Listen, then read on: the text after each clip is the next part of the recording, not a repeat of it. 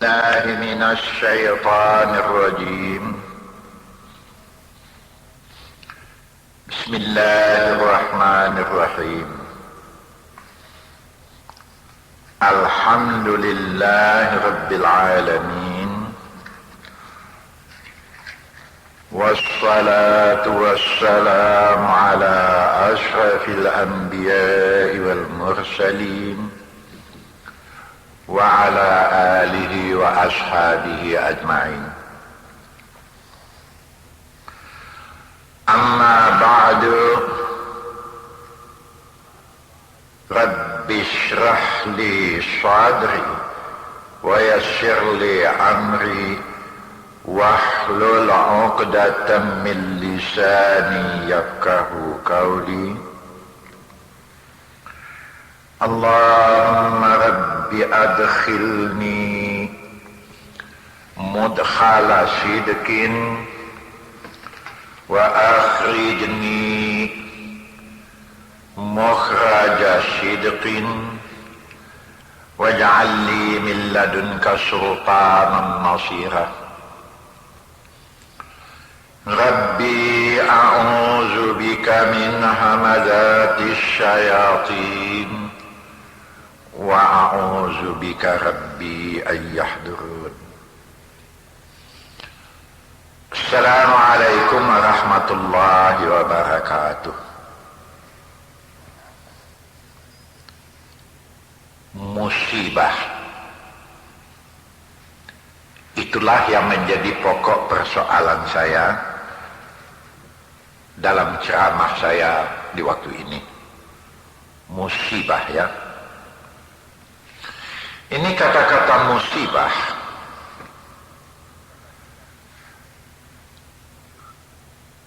penderitaan yang menimpa seseorang, kematian anak umpamanya, kematian suami, atau kematian istri orang yang dikasihi, kebakaran umpamanya, ya, entah gempa, hancur rumah yang dibina, sampai kepada persoalan yang sekecil-kecilnya, ya, ayam yang kita pelihara beberapa ekor dicuri kawan umpamanya. Ini sama sekali musibah ini, ya. Nah, untuk ini saya dahului dengan beberapa dalil daripada Al-Quran. Di antaranya, coba lihat nanti surat Al-Baqarah ayat yang ke-155, 156, 157. Beruntun itu. Yang bunyinya begini. Walanabluwannakum bisyai'im minal khawfi wal ju'i wa naqsim minal amwali wal anfusi was samarat wa basyiris sabirin. 155 Baqarah. Berikutnya, allazina idza asabatuhum musibatun. Kalimat musibah, ya. Qalu inna lillahi wa inna ilaihi raji'un. 156.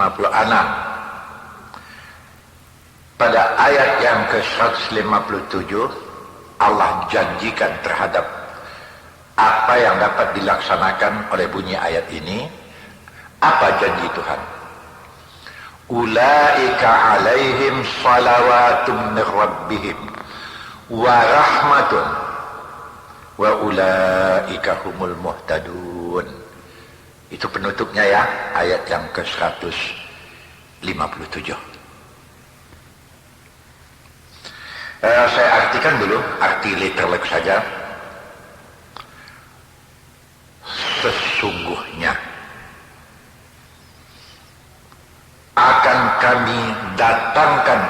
cobaan kepada kamu dengan sesuatu.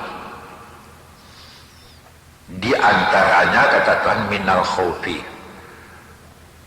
rasa takut, rasa cemas,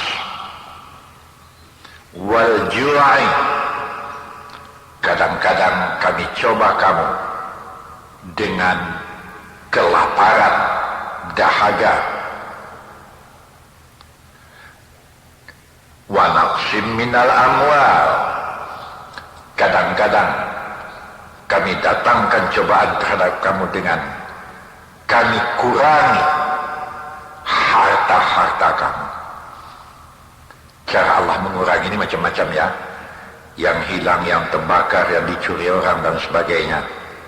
Wal anfusi, dan terkadang kami uji kamu dengan diri-diri kamu, sakit, menderita, jatuh, patah, dan termasuklah anfus, kehilangan orang yang dikasihi. Anak yang dikasihi mati,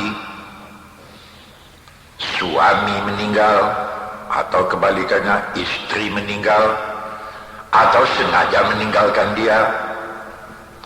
Wasamarat, dan ada kalanya kami uji mereka dengan tanam-tanaman dan buah-buahan yang kami kurangi, kami gugurkan.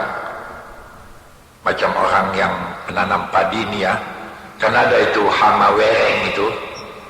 Itu hama wereng itu juga masuk ujian bagi petani-petani itu. Kalau buat Allah mudah kalinya menghapuskan itu ya.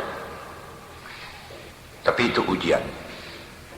Di akhir ayat ditutup dengan wa basyiris sabirin. Gembirakan Muhammad orang yang sabar.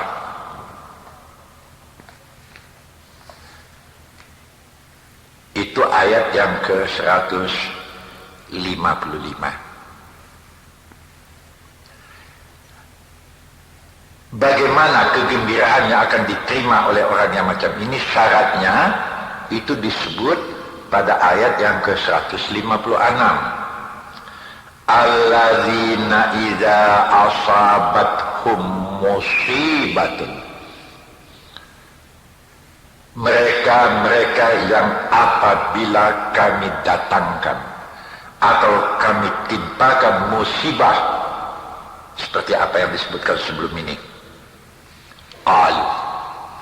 mereka tetap mempunyai pendirian, berkata di dalam hatinya sebagai imannya, inna lillahi wa inna ilaihi raji'un. Ini kalimat inna lillahi wa inna ilaihi raji'un selalu dibaca kalau kita mendengar ada kematian. Sebetulnya kata-kata inna lillahi wa inna ilaihi raji'un itu bukan untuk orang yang kita dengar ditimpa kemalangan saja, tidak, yang berupa kematian umpamanya. Terdengar kita berita bahasa rumah si Polan terbakar, ini juga termasuk kita mengucapkan inna lillahi wa inna ilaihi raji'un. Kita mendengar berita satu orang dia kecurian, orang itu orang yang kita kasihi, sahabat, ini juga kita katakan dengan inna lillahi wa inna ilaihi raji'un.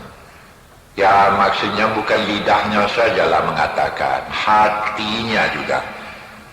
Arti literal dari inna lillahi wa inna ilaihi raji'un, kita ini dari Allah, dan apa yang kita punya ini juga dari Allah, dan akan kembali kepada Allah. Kalau harta, Allah ambil kembali. Anak yang diberikan, diambil kembali. Kita sendiri pun akan kembali kepada Allah.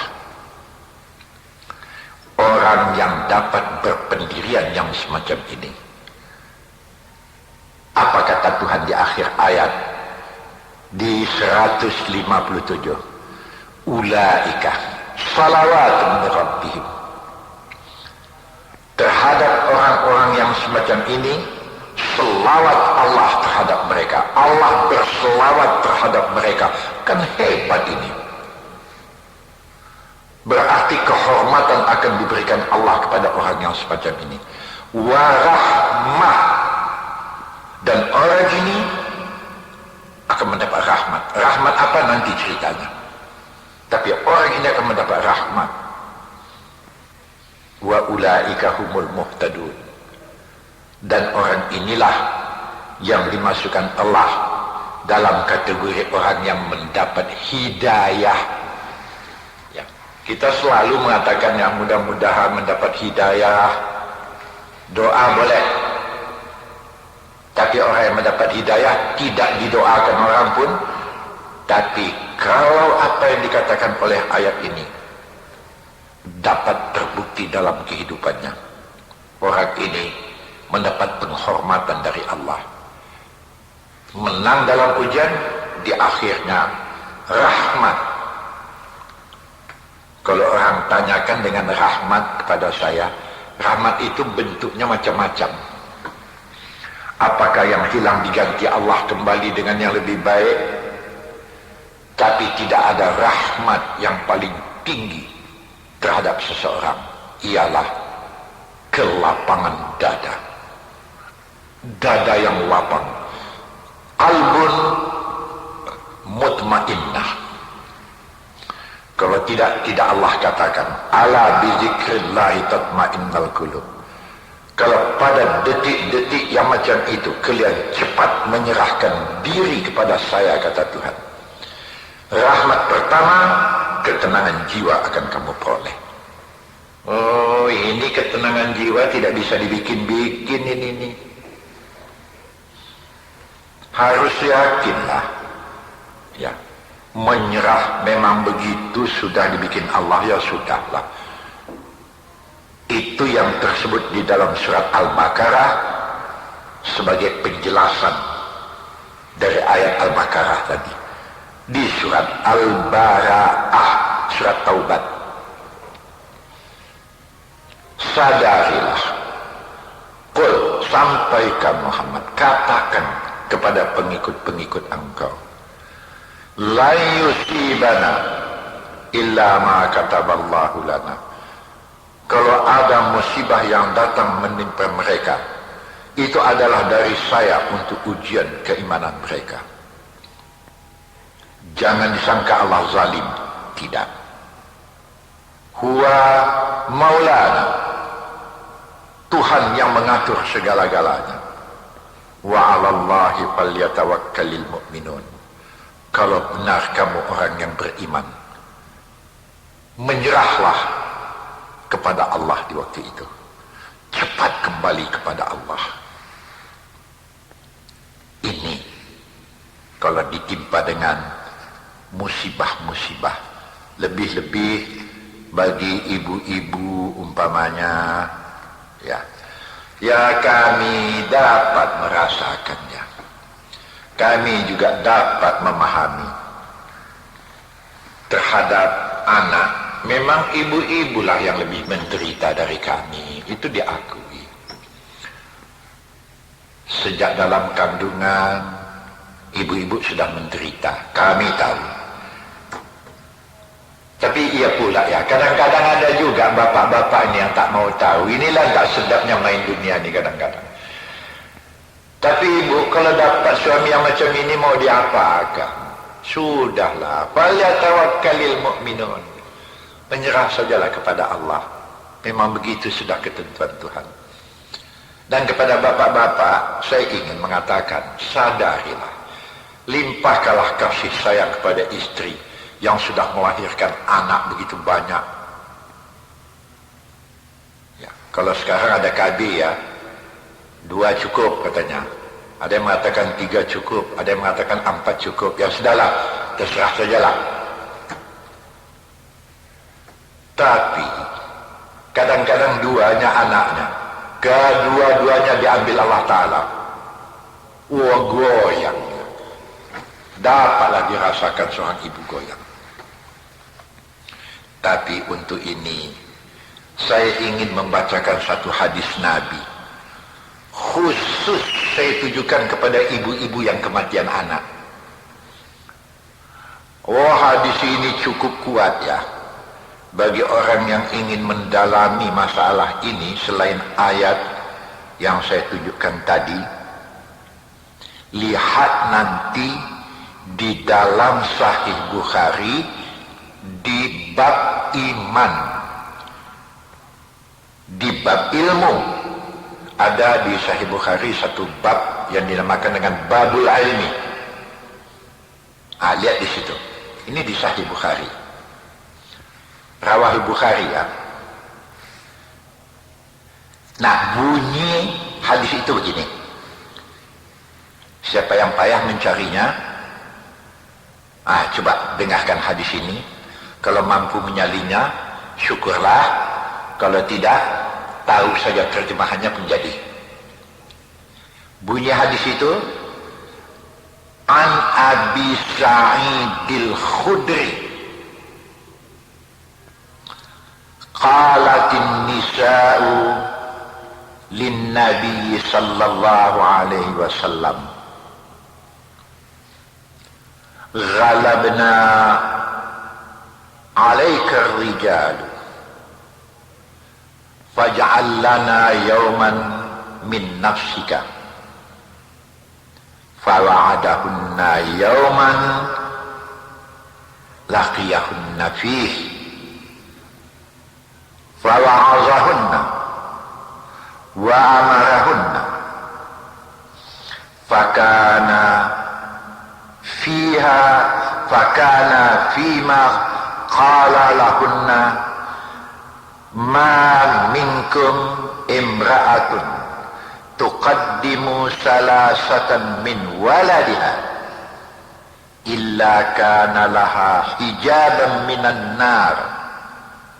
Faqalat imra'atun wa isnaini ya Rasulullah. Faqala wa isnaini. Itu hadis yang diriwayatkan oleh Imam Bukhari. Ini jadi pegangan ibu-ibu ya, supaya tenang jiwa itu sikit. Supaya banyak kali ibu-ibu ini kadang-kadang yang senu karena kematian anak ya. Ada yang senu ya, berepet-repet tak tentu. Dengarkan ini, perhatikan betul-betul. Hadis ini dari Abi Sa'id Al-Khudri. Abi Sa'id Al-Khudri mengatakan, ada beberapa orang wanita mendatangi Nabi. Apa kata wanita-wanita ini kepada Nabi? Ya Rasulullah, kami ini sudah ketinggalan dari kaum-kaum bapak. Sebabnya karena engkau selalu menghadapi bapak-bapak saja ya Rasulullah, laki-laki saja. Cobalah sediakan waktu untuk kami ya Rasulullah. Maka Nabi mengatakan, baik. Nabi menjanjikan akan menyediakan satu hari khusus untuk mengajar wanita-wanita. Pada hari yang dijanjikan itu, ibu-ibu berkumpul dari ibu-ibu sahabat-sahabat, ada juga yang dari kaum muslimin biasa, mengajarlah Nabi. Di antara yang diajarkan Nabi, kata Nabi, berbuat baiklah kalian, terutama kepada keluarga, kepada suami, kepada anak, dan yang lain-lainnya ya. Kemudian Nabi katakan lagi di waktu itu, ibu-ibu, barang siapa yang ada di antara ibu-ibu yang kematian 3 orang anak, sabar dia menerima kematian itu, menyerah diri dia kepada Allah, tidak meraung, menggenang air mata tidak jadi soal, karena genang air mata itu tanda kasih sayang, tapi tidak menceracau. Menceracau ini apalah bahasa yang mudah ya, merepet, menyalahkan, entah lakinya disalahkan, entah dokter yang disalahkan, ya, itulah papanya dibagikan duit anak supaya melancong, tahu-tahu jatuh Hondanya, papa yang salah. Tidak ada kalimat ini ya. Sabar dia. Kematian 3 orang anak itu cukup untuk menjadi dinding neraka untuk dia. Dinding neraka untuk dia ya. Berapapun banyak dosa yang dibikin oleh si ibu. Kemudian datang seorang perempuan mengatakan, "Ya Rasulullah, saya merasa rugi ya Rasulullah." Aneh kalimat ini ya. Apa? Anak saya baru 2 orang yang mati. Apa jawab Nabi? 2 orang pun kalau engkau sabar cukup untuk mendinding engkau dari neraka. Terdinding dari neraka ya. Semua ahli hadis, semua ulama sependapat mengatakan bahwa yang dimaksud oleh Nabi ialah bukan kematian 3 orang anak saja, bukan kematian 2 orang anak saja, bahkan satunya anaknya mati, yang satu itu sabar dia, yang satu anak ini juga dapat mendinding nerakanya. Ini pendapat daripada ulama, karena kebetulan yang bertanya itu kematian 3 orang anak. Kemudian menyusul datang satu orang lagi mengatakan, "Saya mati 2 orang anak." Nabi mengatakan 2 pun cukup mendinding kamu. Cuman sayang ya, di hadis ini tidak ada wanita bertanya, "Kalau satu mati bagaimana?" Itu yang tak ada. Tapi ulama berpendapat, kalaupun kejadian ada satu orang yang kematian 1 orang anak, sabar dia, tabah dia, 1 orang anak itu pun sudah dapat mendinding dia daripada neraka. Oh, inilah kelebihan ibu-ibu dari kita ya, bapak-bapak ini. Ini ditujukan kepada ibu, kepada bapak enggak ini. Jadi ini memang dapatlah dijadikan penawar dalam hati ya. Gitu. Mereka-mereka yang mampu menahan musibah, tabah, qalu inna lillahi wa inna ilaihi raji'un. Bukan lidahnya saja yang mengatakan, "Aku kembali kepada Allah," yang lain pun akan kembali kepada Allah, tapi hatinya juga berpendirian yang semacam itu. Sedih memang sedihlah pula. Saya masih teringat ya, belum lupa saya kalau saya sedang membicarakan ini, waktu Nabi Muhammad kematian anak kandungnya, seorang laki-laki. Ya, kalau tidak akan dinamakan Nabi Muhammad itu dengan Abul Qasim. Abul Qasim ini bapak si Qasim.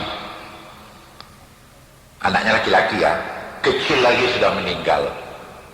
Ya, ada yang mengatakan umur 4 tahun, ada yang mengatakan umur 2 tahun. Umurnya ini memang menjadi perselisihan ulama, tapi ulama yang tidak berselisih ialah mengenai betul Nabi Muhammad mempunyai seorang anak laki-laki, Qasim, yang meninggal waktu masih kecil. Menggenang air mata Rasulullah di waktu itu ya. Jadi menggenang air mata Rasulullah ini kan menunjukkan masa Nabi Muhammad juga merasa sedih. Bukan tidak sedih, merasa sedih juga. Anak yang dikasih, anak pertama pula meninggal. Selesai dikuburkan, pulang, tapi sekedar waktu menguburkan itu saja menggendang air mata beliau, sudah pulang, tidak ada lagi. Tapi Umar bin Khattab juga lah ini. Memang Umar bin Khattab salah seorang daripada sahabat yang banyak sekali memperhatikan Nabi. Apa kata Umar bin Khattab di waktu itu? Ya Rasulullah, saya melihat genangan air matamu. Betul. Nabi mengatakan, innama ana basyarum mislukum. Saya juga adalah manusia seperti kamu. Kalau kalian merasa hibah, saya juga merasa hibah. Tapi merasa hibah di dalam bukan arti mengingkari kekuasaan Tuhan. Itu jawab Nabi. Jadi kalau sekarang mengendang air mata, memang tidak ada persoalannya. Ya. Memang rasa sedih itu tetap ada. Tapi biarlah dia tetap tinggal di dalam, tapi tidak terlontar dengan lidahmu dengan segala macam ucapan-ucapan yang kesal, ucapan kesal gitu. Orang yang mengeluarkan kata-kata ucapan kesal mendongkol di dalam lahir jadi kenyataan dengan ucapan ini, termasuk orang yang tidak rela dengan ketentuan Allah. Malam yarda bi qada'illah. Ini kita jumpai di dalam hadis riwayat Bukhari juga. Siapa yang tidak rela dengan apa yang sudah ditentukan Allah, walam yasbir ala bala'i, tidak tabah dengan cobaan yang ditimpakannya. Di ujungnya disebut juga walam yashkur ala nu'ama'i, tidak tahu bersyukur, berterima kasih kepada nikmat yang diberikan. Fayatu rabban siwai, kontan ya, tajam kali di akhir hadis itu. Cari Tuhan selain saya, tak usah bertuhan kepada saya lagi. Ya Allah, ini riwayat Bukhari hadis ini ya. Kalau sudah Tuhan mengatakan cari Tuhan selain saya, ini kan berarti Allah tidak mau mempunyai hamba yang macam ini. Tidak tabah menghadapi cobaan, kesal terhadap apa yang ditimpakan Allah. Ini dari segi penderitaan. Tapi daripada segi nikmat tidak tahu berterima kasih kepada Tuhan. Orang yang tahu berterima kasih dengan nikmat Tuhan, satu di antaranya wa amma bi ni'mati rabbika fahaddis, hendaknya nikmat itu jangan ditengok orang saja. Orang lain pun dapat merasakan nikmat itu namanya. Tidak sedikit jadi dapat dirasai oleh teman-teman yang lain. Termasuklah orang miskin, termasuklah anak yatim. Itu sebagai tanda bersyukur kepada Tuhan. Di hadis Bukhari bunyinya hampir sama dengan itu, yang sifatnya hadis kudusi, iramanya hampir sama.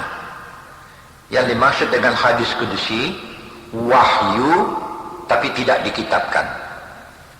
Yang bunyinya hampir sama macam tadi, cuman bedanya malam yarda biqada'i, siapa yang tidak rela dengan ketentuan saya, kata Tuhan, walam yasbir ala bala'i, tidak tabah, tidak sabar dengan cobaan yang saya timpakan, termasuklah cobaan itu kematian anak umpamanya. Walam yaskur ala nu'amai, tidak tahu bersyukur dengan nikmat yang kuberikan. Orang yang dapat anak sebagai tanda bersyukur, berakikah dia. Kalau ini tidak terlaksana, falyatlub rabban siwai. Cari Tuhan selain saya. Wah, tajam kali ini ya. Ya, hati-hatilah. Nanti pause kita sebentar ya. Nanti kita sambung lagi. Assalamualaikum warahmatullahi wabarakatuh.